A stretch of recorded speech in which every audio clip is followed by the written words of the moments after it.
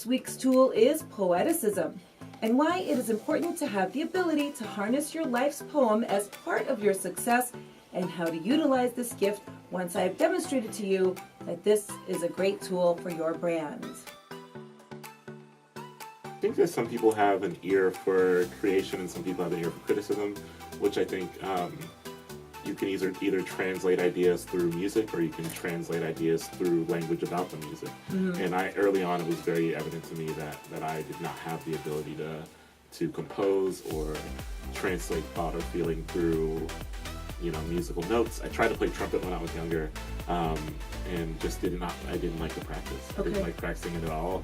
I was not very good at it. I was good at being able to dissect sound and find language with which to discuss sounds and songs and lyrics that I was moved by, and so it just kind of seemed to me that the easiest thing to do was to translate the sound and not make the sound. I'm going to read a section of a thing from my essay book, They Can't Kill Us Until They Kill Us, and it's about Michael Jordan and Allen Iverson.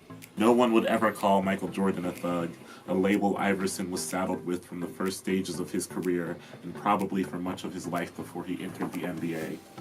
Michael Jordan spoke clearly to reporters and flashed a wide smile of perfect teeth. Michael Jordan endorsed good things like healthy cereal and sports drinks. People died over Michael Jordan's shoes once, but let's not talk about that part. Michael Jordan was the kind of black person people wouldn't mind living next to. Michael Jordan was just as competitive as Allen Iverson, but he wore it better.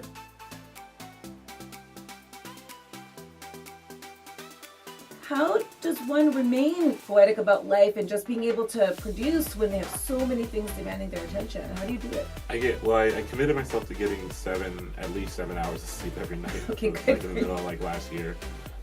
Which, some nights it's tricky because I have such early flights, but then I try to make up for it. I try to not be tired, right? I try to run on a lot of sleep if I can. Mm-hmm. And I come home, which has been tricky lately. I've been bouncing around, but I try to go to the gym because it's a place where I can kind of leave my phone in the car, leave my phone in my locker, and just kind of zone out.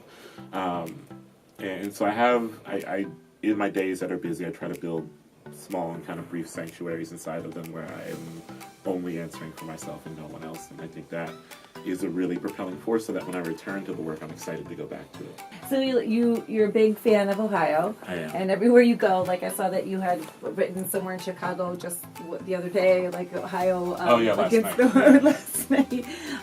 What kind of things do you have in terms of Ohio, like tattoos or things at home and things like that also represent? I don't have tattoos. I don't have any tattoos. I always want to get tattoos, but I think that I'm too nervous because I get too anxious about it. I might get bored of it. That's the reason I don't do it. Yeah. But I love tattoos. I have this cool bracelet that's someone made that's falling apart now. Oh, nice. But it's a wooden bracelet that has the shape of Ohio and Ohio engraved in the Ohio pennant.